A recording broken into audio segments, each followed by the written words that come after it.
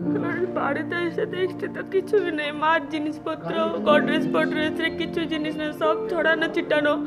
আমাদের উপর মহলায় তেমন সব ছড়ানো ছিটানো, সব কিছু সোনার জিনিস, সব কিছু আর কিছু নেই, সব নিয়ে গেছে। উত্তর 24 পরগনা জেলার বারাসাত অশ্বিনীপল্লী এলাকায় দুঃসাহসিক চুরি।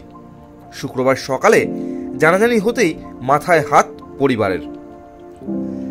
প্রায় 5 লক্ষ টাকার জিনিস খোয়া গেছে বলে জানা যায়।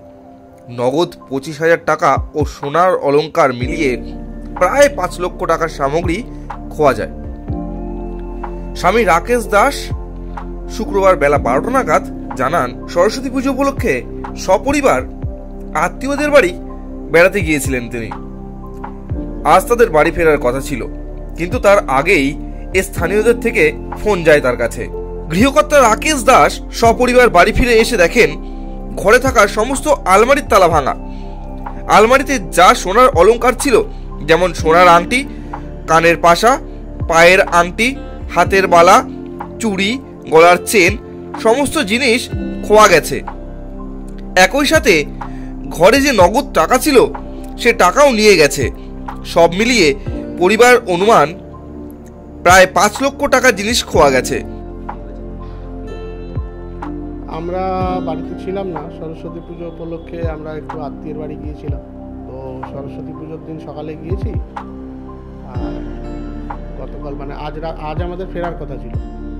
তো এর মধ্যে আজকে সকালে পাড়ার আমাদের সামনের বাড়ির যারা আছে তারা ফোন করে জানালো যে আমাদের এরকম কোলাপসিবলটা ভাঙা আছে আর দরজাগুলো খোলাখুলি রয়েছে।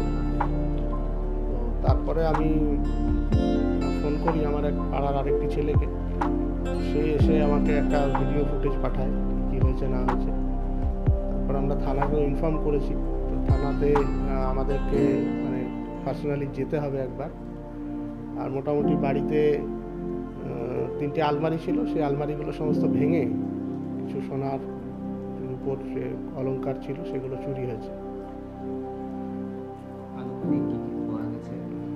আনুমানিক আমার যা অনুমান, মানে আমার যা মনে পড়ছে, তাতে 15টা মতো সোনার আংটি ছিল, তারপরে কান পাশা ছিল আমার স্ত্রীর বিয়েতে পাওয়া, তারপরে কানের দুল ছিল ছোট ছোট প্রায় 10 জোড়া মতো, সোনার চেন ছিল বড় বড় দুটো, বিয়েতে পাওয়া আমার ছিল এবং আমার স্ত্রীর ছিল। সোনার নেকলেস ছিল দুটো, তারপরে নেকলেস আর কানের দুলের সেট ছিল প্রায় গোটা 6। সোনার লকেট ছিল 6টা মতো, চুড়ি ছিল হাতের 3 জোড়া মতো, মঙ্গলসূত্র ছিল 3টে, লোহা বাঁধানো ছিল 3টে, রূপোর মোটামোটা পায়েল এবং পায়ের আংটি প্রায় 4 জোড়া ভারী ভারী, নগদ টাকা প্রায় 25,000 টাকার মতো মনে হচ্ছে ছিল।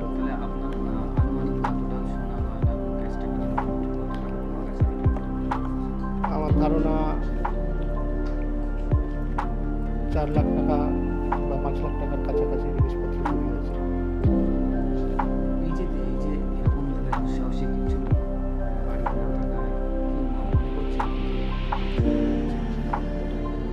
না, এই মুহূর্তে তো কাউকে সেরকমভাবে সন্দেহ করতে পারছি না, কারণ পাড়ার প্রতিবেশী যারা আছে তারা তো এরকম প্রবৃত্তি মনে হয় না আছে বলে।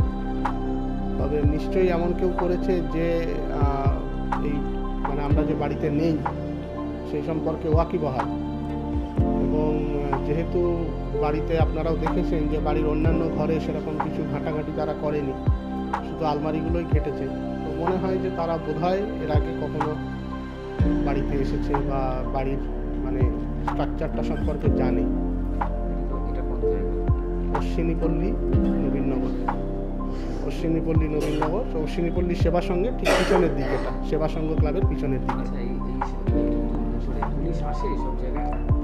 পুলিশ না, এই আমাদের এই দিকটায় পুলিশ সেরকমভাবে টহল দেয় না।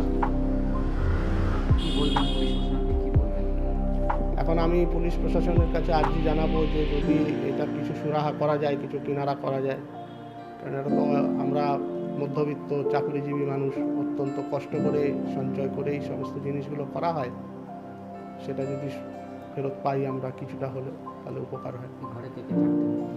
আমি, আমার স্ত্রী, 2 মেয়ে, আর আমার মা থাকেন এখানে, কিন্তু মাকে রিসেন্টলি চিকিৎসার জন্য বম্বেতে পাঠানো হয়েছে, মানে আমার দাদা বম্বেতে থাকেন, ওখানে মাকে নিয়ে যাওয়া হয়েছে। তার মানে আপনারা টোটাল এখন 4 জনই থাকতেন? 4 জনই ছিলাম আমরা, আমি, আমার স্ত্রী এবং 2 মেয়ে। আচ্ছা, আপনার কি নাম? আমার নাম রাকেশ দাস। আর বাড়িতে এসে দেখছি তো কিছুই নেই, মার জিনিসপত্র, গডরেজ ফডরেজ কিছু জিনিস নেই, সব ছড়ানো ছিটানো। আমাদের উপর মহলায় তেমন সব ছড়ানো ছিটানো, সব কিছু সোনার জিনিস, সব কিছু, আর কিছু নেই, সব নিয়ে গেছে। যেহেতু কিছু পুলিশ আসেনি, আমরা হাত দিতে পারছি না, কিন্তু দেখছি যে সব খোলামোলা, সব খোলামেলা, কিন্তু আর সব কিছু রুম ওই রকমই আছে, কিন্তু গডরেজগুলো সব কিছু ছড়ানো ছিটানো, শাড়ি ফাড়ি সব, আর কিছু নেই কোনো গডরেজে।